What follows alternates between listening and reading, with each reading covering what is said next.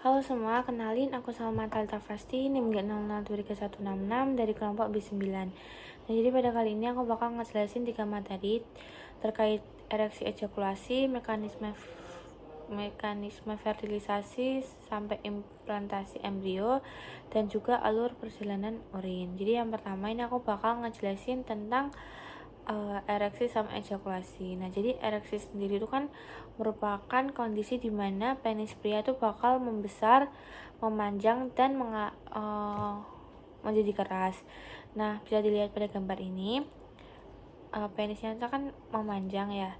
Terus kenapa bisa gitu? Karena aliran darah yang masuk ke dalam penis tuh lebih banyak daripada yang keluar. Terus ereksi sendiri itu kan merupakan efek pertama perangsangan seksual pria, di mana rangsangan itu bakal diterima oleh sistem saraf parasimpatis segmen sakral 2-4, dan nanti bakal distimulasi oleh aliran darah arteri yang menuju ke penis. Terus sedangkan inhibisinya itu bakal dibawa sama serabut saraf simpatis segmen 1-3. Terus jadi itu awalnya ereksi itu terjadi karena adanya stimulasi, itu baik fisik maupun mental, kayak fantasi yang menyebabkan gairah seks. Terus di bagian otak itu bakal lebih tepatnya itu ada di nukleus paraventrikel, ini bakal bereaksi dengan rangsangan tersebut, dan nantinya itu bakal ngirim impuls ke sistem saraf pada penis melalui saraf otonom yang nanti bakal mencapai ke corpora cavernosa dan pembuluh arteri yang nantinya berisi darah.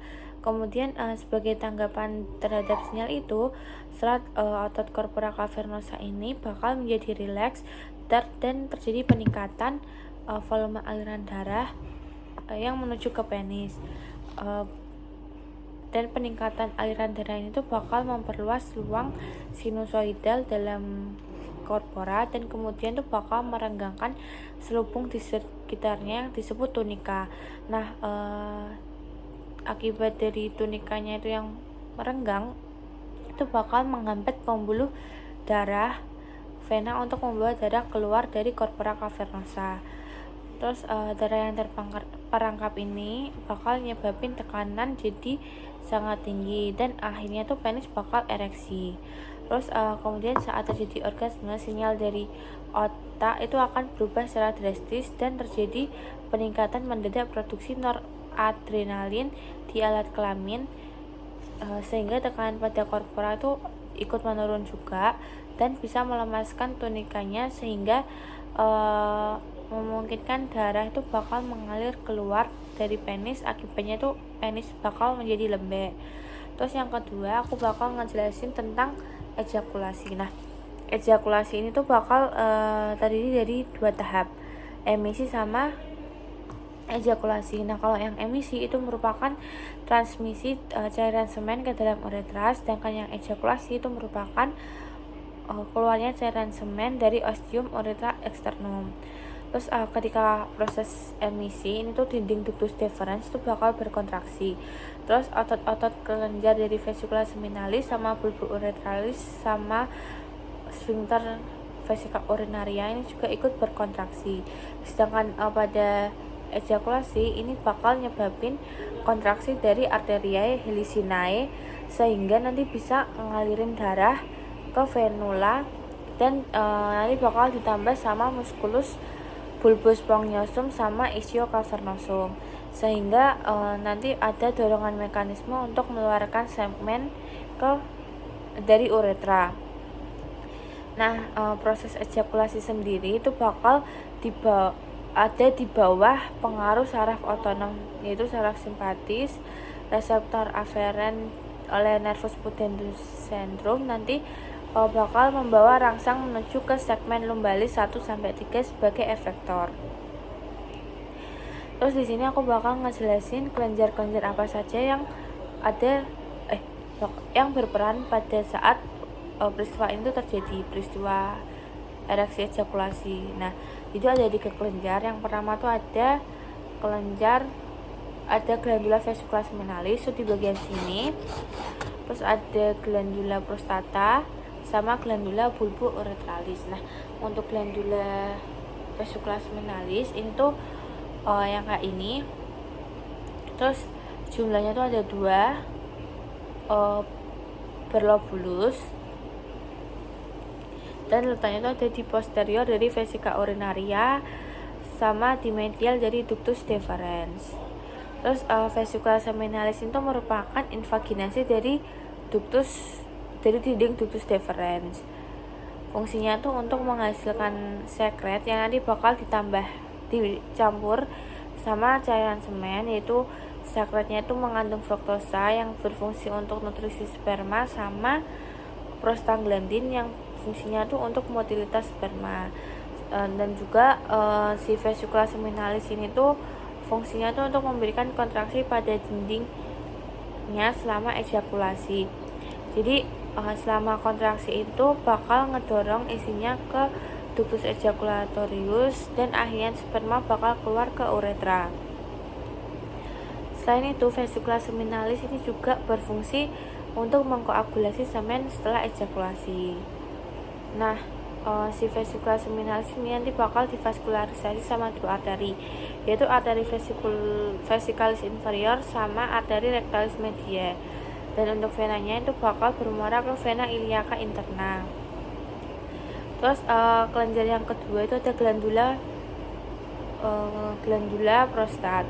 Nah, glandula prostat ini letaknya tuh ada di antara columna vesica sama diafragma urogenital. Terus glandula prostat ini bakal difiksasi sama ligamentum puboprostaticum, dan nanti glandula prostat ini bakal bermuara ke pars ureta, yaitu pars prostaticum melalui pars prostatica melalui ductus prostaticus. Terus di glandula prostata itu bakal terbagi 5 lobus sama 4 zona. Terus untuk fungsinya itu untuk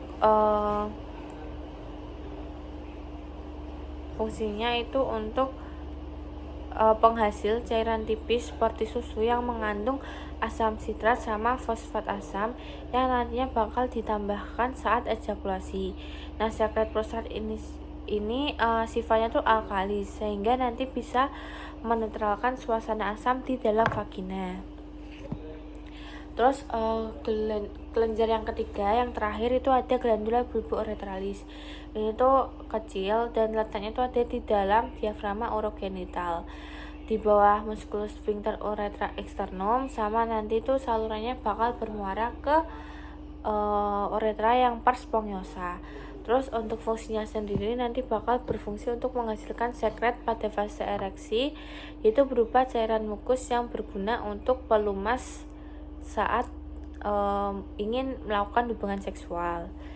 Terus di materi nomor 2 di sini aku bakal ngejelasin tentang fertilisasi sampai ke implantasi. Jadi yang aku bakal ngejelasin dulu pengertian dari fertilisasi. Jadi fertilisasi itu kan merupakan suatu proses di mana terjadi peleburan inti sel sperma sama inti sel telur sehingga nanti bakal membentuk zigot. Nah, fertilisasi sendiri itu bakal terjadi di tuba falopi yang nanti bakal diawali ketika ada sel sperma yang masuk ke dalam saluran reproduksi wanita dan nanti bakal bergerak menuju ke sel telur, dan ketika bertemu sel telur, bagian kepala sel sperma ini bakal masuk ke dalam sel telur dan nanti bakal meninggalkan ekornya di luar sel telur. Terus selanjutnya nanti bakal terjadi pembelahan. Satu sel zigot itu bakal membelah menjadi 2 dan nanti bakal membelah jadi 4 dan seterusnya. Terus kemudian pembelahan itu nanti bakal berlanjut sehingga terbentuk sekumpulan sel yang bentuknya tuh kayak anggur yang disebut morula. Nah, morula ini nanti bakal ngalamin pembelahan sehingga terbentuk blastosit. Yang kemudian blastosit ini bakal menempel ke dalam endometrium yang disebut proses implantasi. Nah, implantasi sendiri ini terjadi di hari kelima fase ovulasi.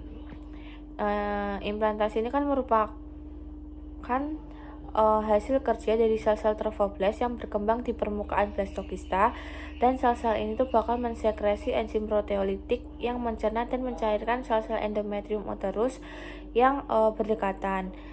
Nah, dan sebagai cairan dan nutrisi yang dilepaskan kemudian ditransfer secara aktif oleh sel-sel trofoblast yang sama ke dalam tahap awal implantasi dengan sebuah embrio kecil, dan nanti setelah terjadi implantasi, sel-sel trofoblast dan sel lain yang berdekatan ini tuh dari blastocita dan endometrium uterus bakal berproliferasi dengan cepat membentuk plasenta dan berbagai membran kehamilan.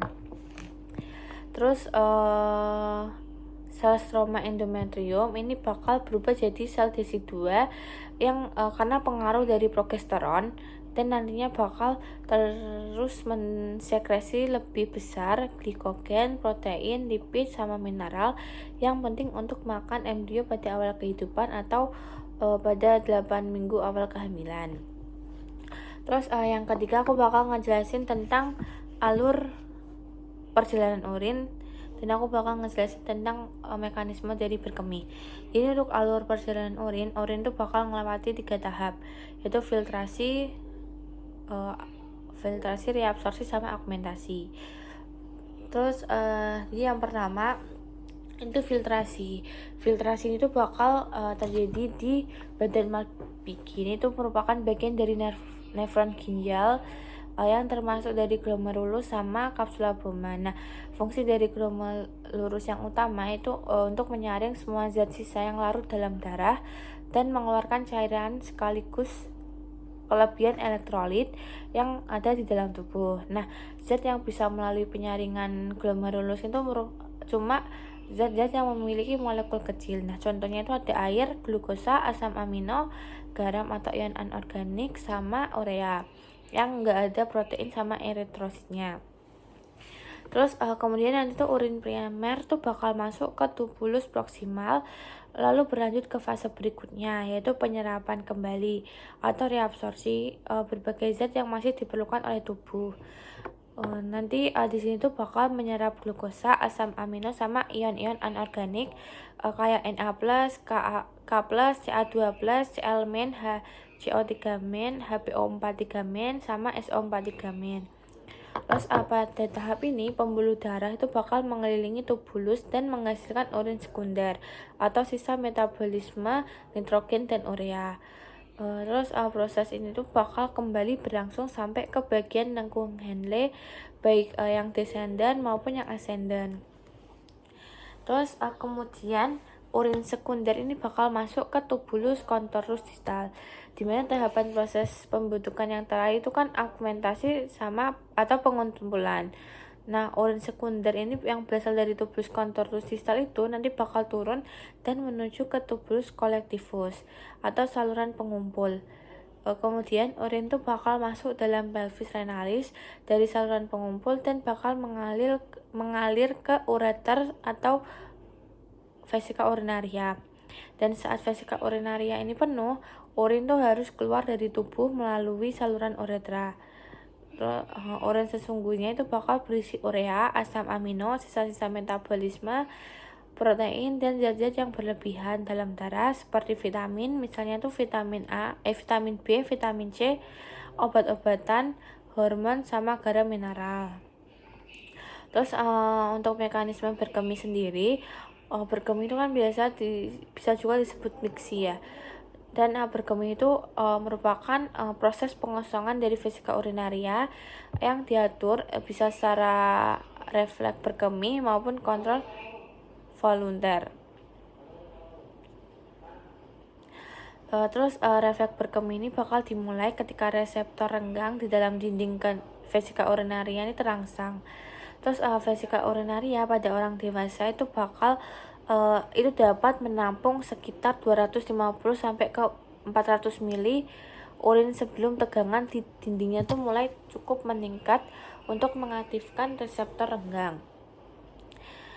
Terus semakin besar tegangan yang dihasilkan itu bakal maksudnya semakin besar tegangan yang melebihi ukuran itu tuh semakin besar tingkat aktivasi reseptor, dan serat-serat aferen dari reseptor renggang itu bakal membawa impuls ke korda spinalis dan akhirnya melalui antar neuron merangsang saraf parasimpatis untuk vesika urinaria dan menghambat neuron motorik ke sphincter externum.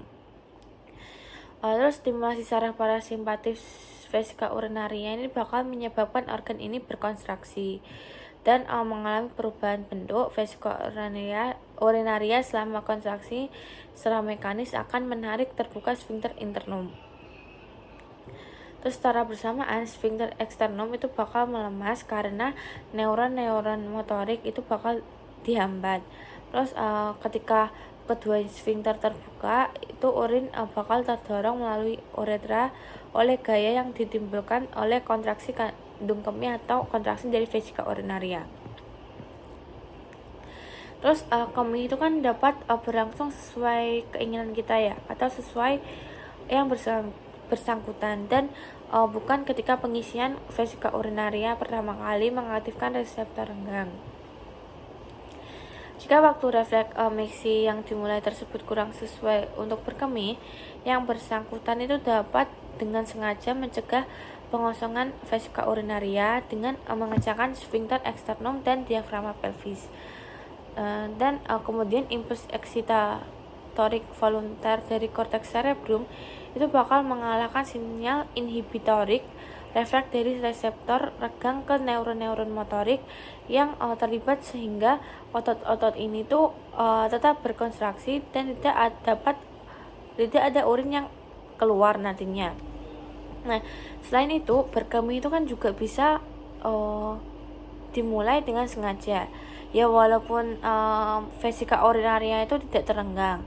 Yaitu dengan apa? Caranya tuh dengan sadar melemaskan sphincter uretra eksternal dan diafragma pelvis dengan cara merendahkan rongga dasar pelvis. Terus nanti tuh vesika urinaria itu akan jatuh ke bawah, dan secara bersamaan tuh bakal menarik sphincter uretra interna dan menarik sphincter uretra interna untuk terbuka dan meregangkan dinding vesika urinaria. Nah, aktivasinya tuh lebih lanjut, reseptor renggang tuh bakal menyebabkan kontraksi dari kandung kemih atau vesika urinaria tuh melalui refleks berkemih. Terus pengosongan vesika urinaria ini yang disadari itu juga bisa ngebantu atau bisa juga dibantu oleh kontraksi dari dinding abdomen dan diafragma pernafasan. Terus hasil dari peningkatan tekanan intraabdominal itu bakal memeras kandung kemih untuk memudahkan pengosongan. Mungkin cukup sekian video yang dapat saya sampaikan. Bila ada salah kata atau pengucapan, saya mohon maaf.